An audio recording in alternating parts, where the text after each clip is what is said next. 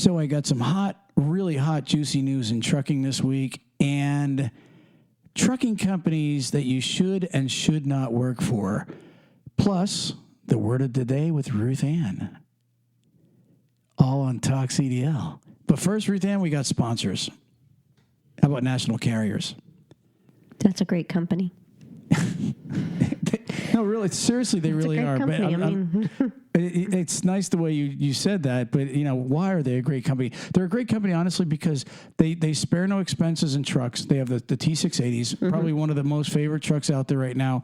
The Kenworth T680, double bunk condo, loaded the truck. Every one of their trucks have an APU, a fridge, a freezer, and an inverter.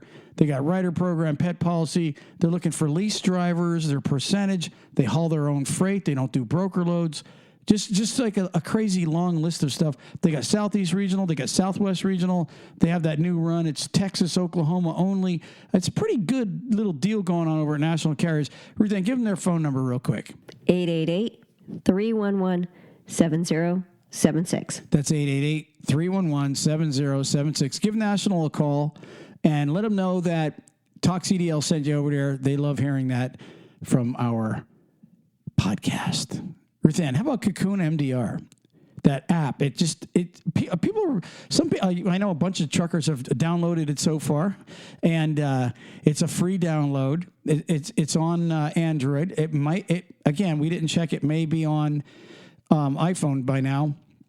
It's a free download. You just download it on your app, and it starts dumping money because of your travels right into your account every month, every day. Mm-hmm. I mean, you literally can see, and anybody that wants to call in, send us a message and let us know, hey, this is working really awesome. We already know that it does, but we love hearing the great outcomes of our sponsors because we only really sponsor those that we really believe in, Ruth Ann. That's true. Okay, we got one more sponsor. Let me just say Cocoon MDR one more time. Go to I guess the Google app place. That's where for Android. Right. And go ahead and check out on iOS or Apple or the App Store and see if it's in there yet. It's a free download. Cocoon, Cocoon, M as in Michael, D as in David, R as in Robert. Check it out and let us know how it's working. Ruth Ann, who's left? Your favorite. JJ Keller. JJ Keller. Mm-hmm. You call him the trucker's best friend? No, I call him the secretary. You call him the secretary. I call him the best friend. They really are, though. I mean, honestly, there's so many guys out there wanting to become owner-operators, and they are becoming owner-operators. And JJ Keller, they can help you with your taxes. They can help you with your DOT filings. They can keep your paperwork in order. And they're very low cost. And I can tell you right now, if you really want to be a professional, this is the truth. If you want to be a professional, you need to have somebody that manages your business. If you hire JJ Keller, you almost feel like you're ripping them off because it's so cheap. Seriously, Ruth Ann, it's very cheap, and they will keep your business going. Do they help with the taxes themselves? Yeah, I think I read on there that they actually help with the. They have a place where they can. Help with their annual and their filings and stuff. They do everything for truckers. Oh, see, I didn't know about them, but I figured they would be about for the plate taxes and stuff. Yeah, just call them and listen, seriously, check out what they actually can do for you. It's actually very, very, very, very profitable for you to have these people on board on your team. And you know what? Some of these guys actually, Ruth Ann, that have one truck or they have two trucks might actually think, oh, I'm too small.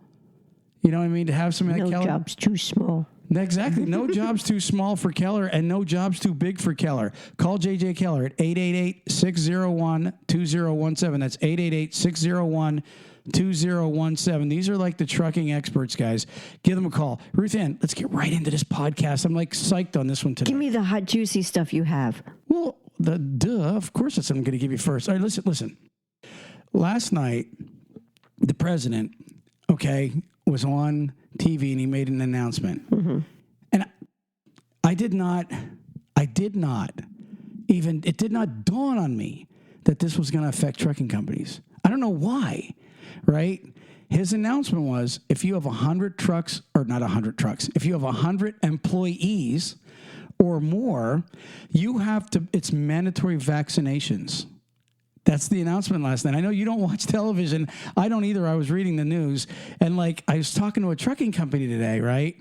And he was like, everybody's like so worked up over there, and we were just BSing, like so many companies that we talk to, and I'm like, what's up, man? Why you all frustrated today? He's there. Well, didn't you watch the president last night? And I'm like, yeah, I seen it. He announced vaccinations for, certain groups, anybody that has over 100 employees. He goes, well, duh. I go, what do you mean? I said, you don't have, I go, oh, you have like 500 drivers. He's like, yeah. And then he reminded me that it's like $14,000 fine per incident that you don't get done. So if you have 100 trucks and you don't force your drivers to get vaccinated, $14,000 per person fine. Ooh. I said to him, I go, wow, I wonder how Swift is working out. Now think about it. Swift has like 20,000 trucks. Now, can you imagine? Let's say you have 1,000 trucks. Let's just use 1,000 for a round number, okay? And right now, the estimated amount of people, and just so you guys know, we are not pro-vaccination. We are not not vaccination. We're not pro-mask. We're not non-pro-mask on this show. We really do usually keep those opinions to ourselves and the political stuff when we're not really here to talk about the politics of it. But now that the politics are affecting the trucking industry, we have to talk about this. Okay. So whether I'm for it or not, I just want to break it down. We'll keep our personal opinion out of it. Well, maybe we won't. Maybe we'll throw a few jabs out there, but let's just talk about the facts for now. Okay. Let's say you have 1,000 trucks. Think about that. Right now, they said I think they think that 53% of the country has been vaccinated with at least one shot. So let's just take 53% for a second. If you have 1,000 trucks, 50. If you're falling into the 53% category, that means 53% of your fleet has probably already been vaccinated. So that would be 530 drivers. I'm just using this as a rough estimate. Anybody out there go, oh, I heard it was 61%. Don't lose sight of the actual point of what I'm talking about, okay? It could be 61. It could be 57. I'm just saying I heard 53, so that's what I'm going with. All right.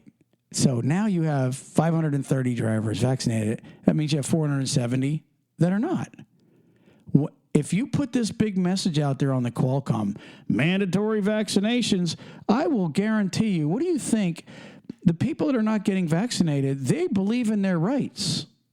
And they are saying, F that, I don't want to be vaccinated.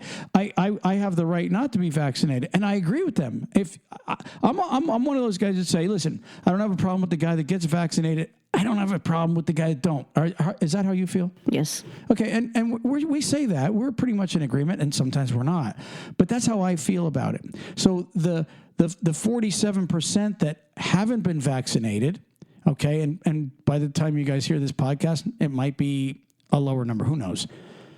I don't think anybody should be sticking a gun to their head and saying, we're going to fire, you have to be fired now. Your company's forced to fire you because you didn't get vaccinated. I don't believe in that. And I'm sorry for those guys. Like I was talking to one of the guys in our church the other day, and he's like, I have a problem with people that don't get vaccinated. I'm like, well, then you got a problem with me because I'll say it. I have not been vaccinated. Okay. And that's my choice. That is my choice. All right. But I may get vaccinated. I may not. But either way, it's my choice. So I'm telling you straight up, right out the door here, all right, that I don't think it's fair that some company or that even the president or anybody can say, hey, you guys are going to get fined, and now you're being forced to fire your employees if they don't get this vaccination. And I don't even know how much their time frame is. It's like, wow, that was like a swift kick in the gut to trucking company owners. What do you think? I think that it's not right to force them. I think that it goes against, I'm sure, our own amendment. When you think about the fact that you have your freedom of speech, you have your freedoms to carry arms, to do all those different things. I think being forced to get a shot, whether or not you agree with it or not agree, but being forced to get it, I think is not right. It's you're forcing someone, and not only that, but then to make someone tell you, like right now in the state of Florida, you are not allowed to point out, like they can't ask you to show if you've been vaccinated. If they ask you, they can get a $5,000 fine. Right. Is that, and again, people quote the HIPAA law and all that other stuff.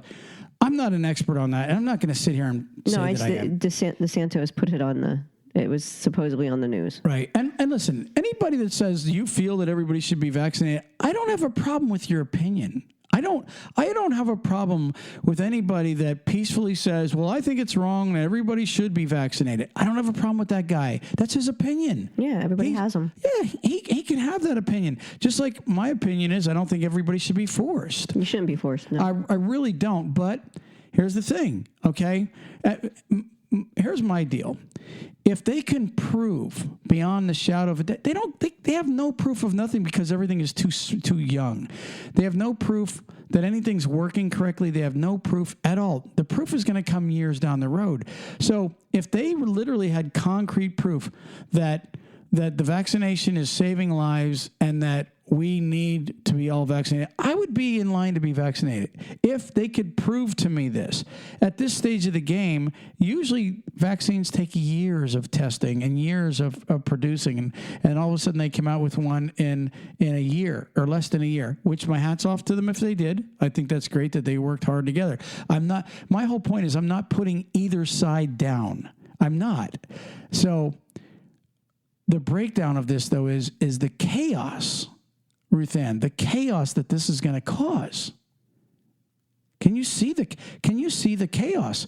20,000 trucks at Swift, and if half your fleet hasn't been vaccinated, you run the risk of running 90-some-hundred drivers off because they say, F that, I'm not going to get vaccinated. Now, I don't think that many will run, but I think you run the risk of losing a lot. What was if you don't get them vaccinated? If they don't get vaccinated, they have to be tested every week. Right now, just imagine the cost. Just imagine telling 500 truckers every week they have to be COVID tested every week. Get your COVID test. Get your COVID test. That's almost would be impossible for truckers to get. I mean, they'd have to find a way to get to a facility and get tested every single week. Mm-hmm. And then on top of it, the company could say, if you think about it, they could say you can get the free vaccine or you pay for your COVID test. Right. So again, just to be fair and so everybody understands, my opinion, okay, my personal opinion is different than what I'm saying here. I'm not saying I'm thinking different. I'm just saying my opinion is I don't believe everybody should have to be vaccinated if they don't want to be. That's my real opinion. But at the same time, I don't have a problem with the guy on the other side saying, I feel we should. I don't have an issue with either side because you have a right to think the way you want to think. Okay? My issue is, I understand there's not trucking companies, but other people that have employees. We were talking to a car dealership today where we buy our car at, and they have less than 100 employees, but they have 40-some stores. And so because they're all under one umbrella, they now have to do either the mandatory testing every week or the vaccination. Mm-hmm. And he said they've been testing every week anyways. But at the same time, it's like, imagine the cost of getting yourself a test, testing that many employees every single week. So it's gonna be some major problems. And I could see, what I could see? I could see truck drivers leaving trucking companies and going with a small company. And I could almost imagine recruiters, they're gonna start hearing this question: how many employees do you have at your company? I need to know this before. What's your home time? What's your truck speed? And how many employees are there? Because I ain't working for a company with over 100. I agree. And here's another thing. You know how they always do the strikes? What do you mean? Well, I mean, usually every year they come up with a reason for a trucker strike. This could be very well one of them. Yeah. I mean, think about it. You're being a bully and forcing someone to get a shot, if they want it or don't want it. It doesn't say you will not get it. And that's the thing. You can still get COVID with the shot. It's just not supposed to be as severe. So the fact of getting the shot, if you're forcing someone to get the shot, you're not forcing them to do anything but lessen their symptoms. Right. Yeah. That's a personal choice. If I want to get full blown, that's still my personal choice. Right. See, there's people out there that are like, we feel you should be forced. There's people that believe. I don't have a problem with their opinion. Again, I don't have a problem with an extreme opinion like that. It's like, okay, that's how you feel, but why don't we just go by the law? You see what I mean? There's a law, and again, I'm going to go back to one thing. Okay, it's your personal choice. But if they feel that everybody should have the right to, or like be forced to do it, they'd be the first ones saying, you don't have the right to tell me I can't do this. But yet they're the ones that want to sit there and say, I think you have to get this shot. Do you know what I'm saying? They're usually the people that are usually really pro on forcing someone to do something like this by getting the shot.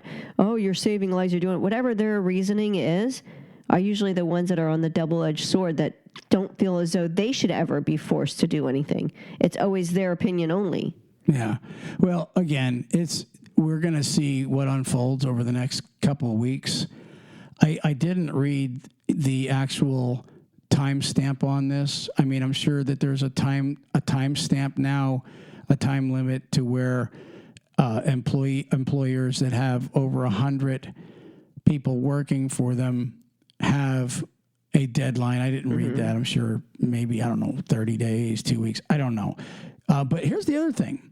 In recently the Biden had this eviction ban, right, where you couldn't evict anybody because of the COVID and all this stuff. He tried to extend it, and the Supreme Court stepped in, and this is what they're hoping. They're hoping that the Supreme Court steps in and says that it's unconstitutional. That's what they did with the eviction ban. They were trying to say, landlords, you can't throw anybody out now, okay? And so what happened was Supreme Court stepped in and said, hey, we are not going to be allowing you to stop this because it's against the Constitution, because the CDC does not have the right to be the authority here. And so all these landlords weren't getting paid. They're all going broke. And yet the overdrive, how Biden's vaccine mandate could impact owner-operators' independence. Well, I don't see how it could. An owner-operator is not a... He don't have 100 employees. No. So what do they say? And it says... It says that OSHA is developing the rule which is expected to impact more than 80 million unvaccinated workers in private sector businesses with 100 employees or more, and will issue an emergency temporary standard to implement it.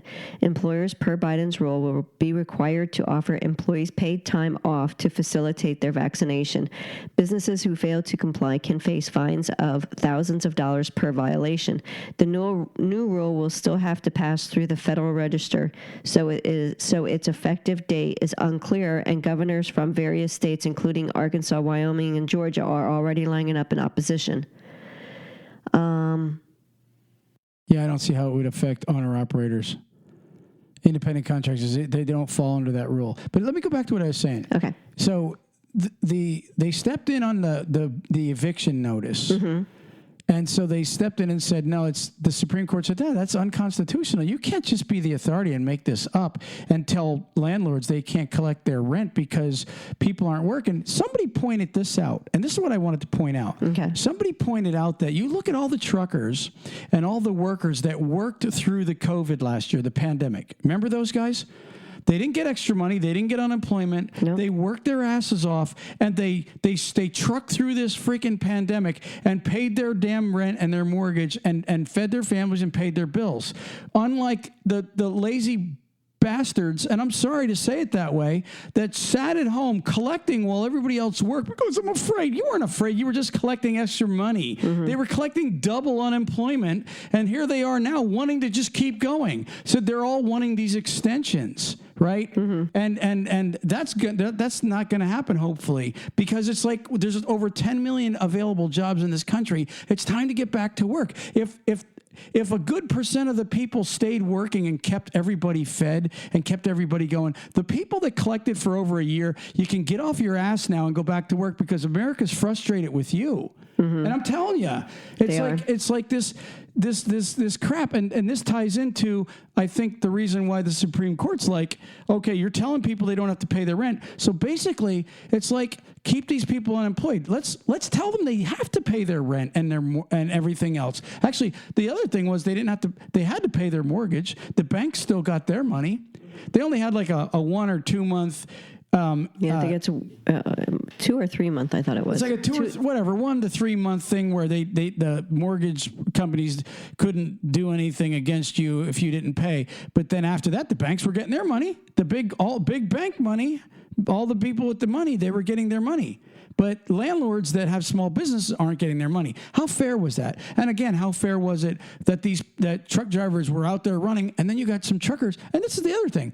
There's some truckers that sat at home crying COVID. I talk to trucking companies all day long, and trucking companies are telling me now they got guys that are calling them that haven't driven since like March of 2020 because their unemployment's ironically running out. And here they are now.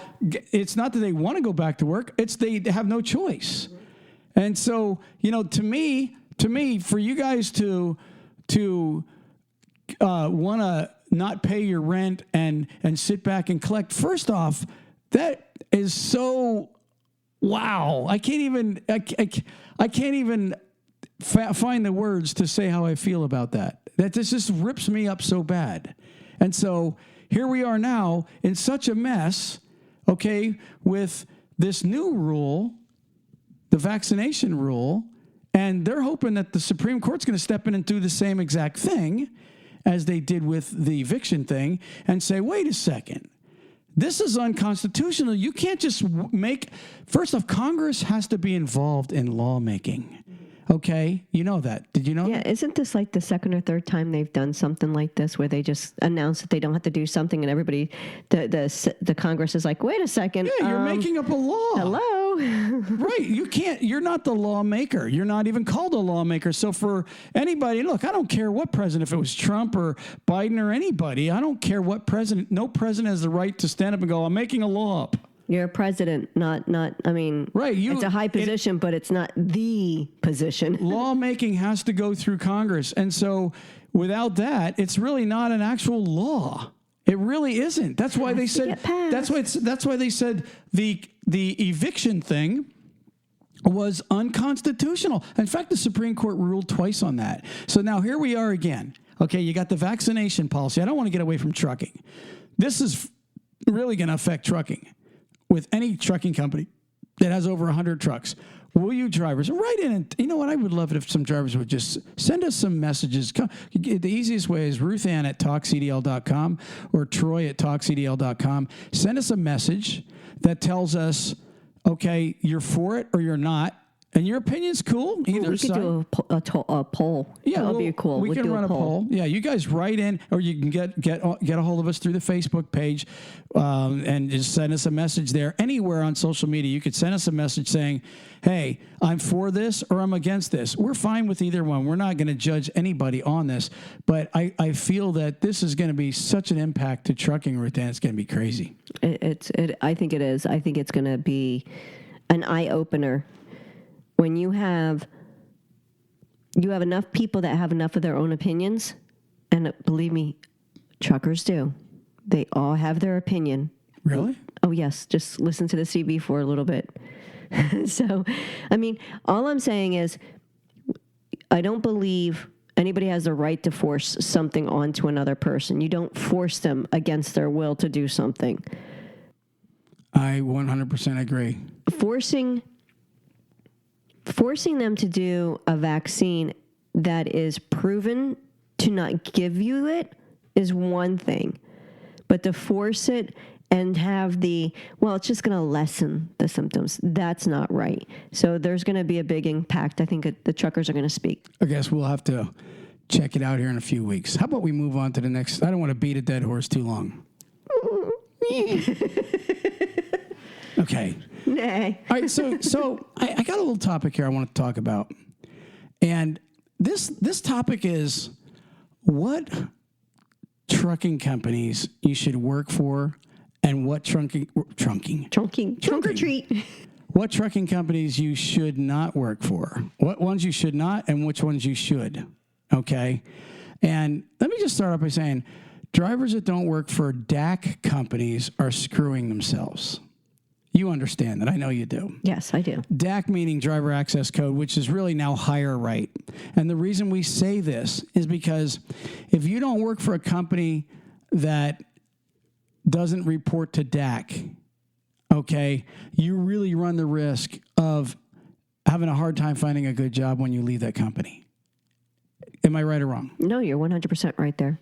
How many trucking companies have told us over the years that they got 5 guys they're working on to give a job to this week, and all 5 of those guys, they can't get their references done because they worked for a little crap company or an oil field company or whatever that just won't return their calls. That's always happening. So I got a little list, just a small list off the top of my head. I title it Carriers. Sorry, a small list off the top of your head. Listen to this. Listen to this title. Carriers that are going to have a high percentage of screwing you on your job reference. And you know what the first one is? Oil field companies. Yes. They are, and every trucking company that I know, if you work for an oil field company and you feel that, oh man, I'm making really good money. You know what? First off, oil field jobs never last. Okay, they really don't. You make good money and then oil goes down and then you lose your ass. And then you go looking for a job and then you go back and blah, blah, blah, blah, blah. And people are out there going, yeah, well, I'll make me some money. Well, guess what? There's a high percentage of truckers. Once you start putting 1 and 2 and 3 years into the oil field and then you quit there, okay, and you apply with the trucking companies. Oh, I want to be an owner-operator. Oh, I want to be more closer to home instead of away in the oil field all the time. You now go and you, call a trucking company. The trucking company says to you, okay, first off, where were you running? Usually oil field companies, they're only running 1 or 2 states, and that usually doesn't qualify to get a job because you usually have to run at least 7 states or more to be considered over the road. Number 2, when they write down your reference, Joe's Oil Field Company, whatever the hell it is, these trucking companies tell me, they ask the driver all the time, hey, are we going to be able to get a hold of this oil field company to get your reference done? And the driver always goes, oh, yeah, they'll answer the phone. And at 99% of those oil field companies, when you work for these derelicts, okay, literally 99% of them, once you leave there, they won't even pick up the phone to give you the time of day. So when a trucking company calls her and says, hey, I got an application for a Joe Trucker here. Can you tell me if he's worked there? They're never going to get a call back because they never do. And so if you work there too long in the last 3 years, if a trucking company can't find 12 months of experience in the last 3 years, a lot of them say, no, we can't hire you. Mm-hmm. It's the truth. That is so true, Ruth Ann. It is true. And that's a combination. FMCSA requires so much experience for a truck driver to be able to drive in the last 3 years. And then the company's insurance plays the other portion of that role. So it's one that you cannot get around. If you worked years ago, you by law have to show that you've worked recent experience. So I'm just going to tell you straight up that there's a lot of guys out there going, bullshit. I don't need that. I could work there if I want and I'll get a job anywhere I want. I could get a list of drivers right now off of trucking companies that are begging for work because they were in the oil field industry for the last 4 or 5 years. And now they're like a ghost in the industry because nobody will give them a reference. And therefore they cannot prove that the guy actually has been driving a tractor trailer in the last 3 to 5 years. So therefore their only option is to go back to school. Mm-hmm. That's the truth. Yeah, because your tax records aren't good enough. Even if it says truck driver on your tax records, it's not good enough right now. Your PSP, if it shows that you were pulled over by chance, pure luck, that you got, an inspection while driving that tractor for the oil field company, it will show there but it doesn't show how long you were with them. It doesn't show what states you've gone to. It doesn't show that you've done a drug and alcohol testing. It shows nothing else. So that's why it's extremely important for the company itself to be able to do a full verification. Okay, the second company on my list that has a high probability of screwing you is small companies, usually under 25 trucks, under 20 trucks, under 10 trucks. Those small companies honestly don't play by the rules usually. They really are they're the ones that need J.J. Keller. I'm serious. I mean, they literally they're just running it. They're running their business out their house or whatever the case is, or they got a small little terminal they rent, and they don't have the time. At least they don't think they have the time to, when a trucking company calls them and says, "Hey, we're calling on a reference on this guy." They're a little better actually than oil field companies, Ruthann, but they're not much. It's probably 90% of those guys will not return phone calls, and therefore now you're working for a company that is like a ghost again. It's just the truth. It's true. A lot of the small mom and pop shop companies are. You ready for my third my third carrier that'll screw you? This is the truth. Family-owned companies. Family-owned companies.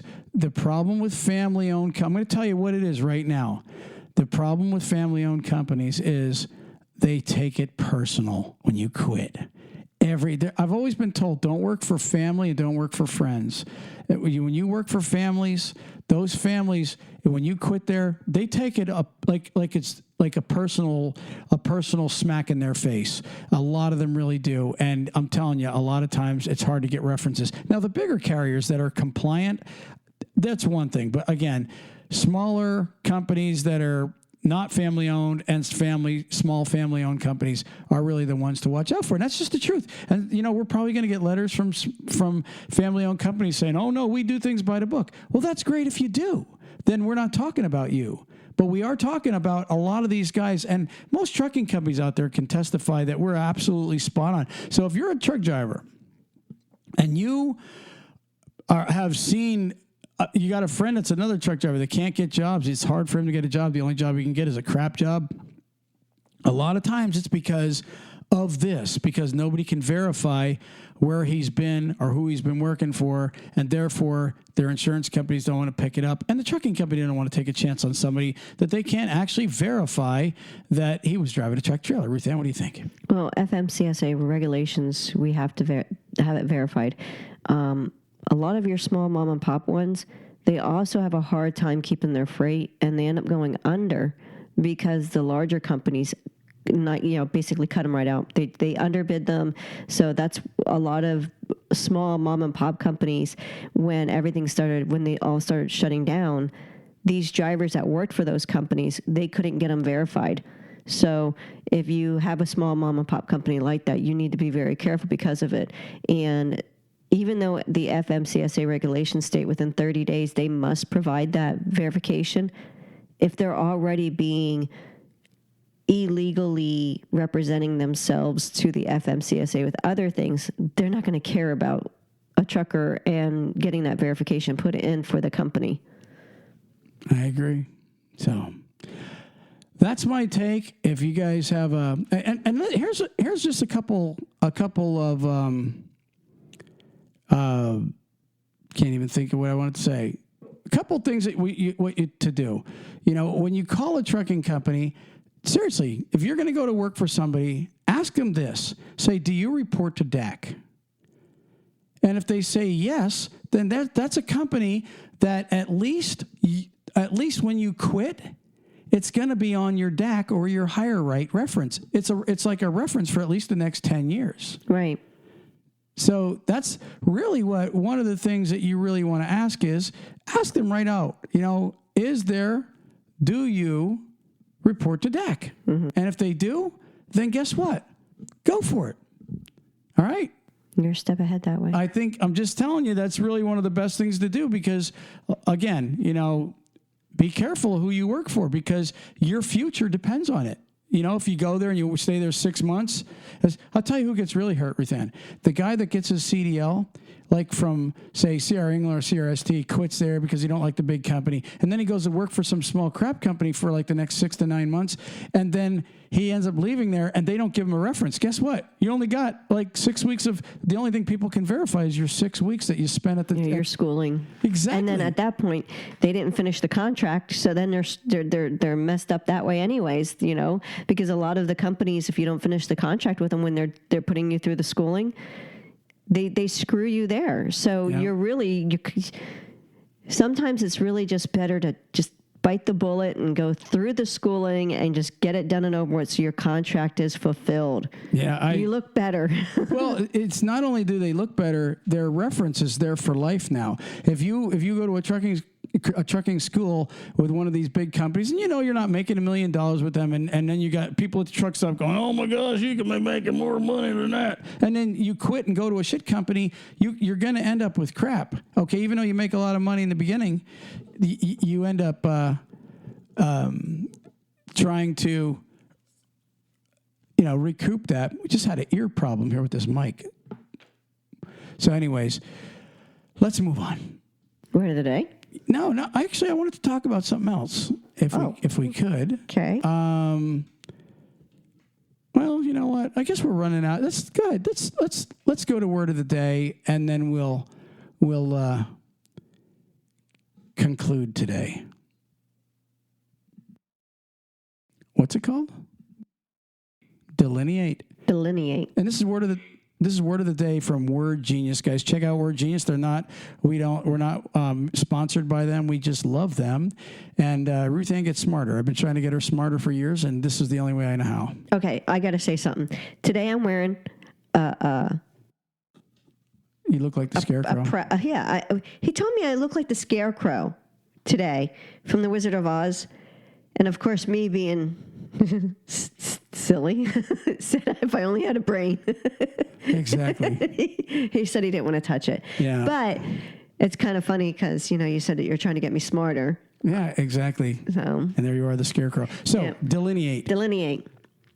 It is describe or portray something precisely. So the examples are, as a new teacher, Marnie felt it was important to delineate acceptable classroom behavior. Interesting. Mm-hmm. Delineate. All right. Well, you know what? I'm not going to touch that one. I am actually ready to get out of here for the week, and hopefully we'll see everybody next week. We're out of here. Peace. Praise the Lord.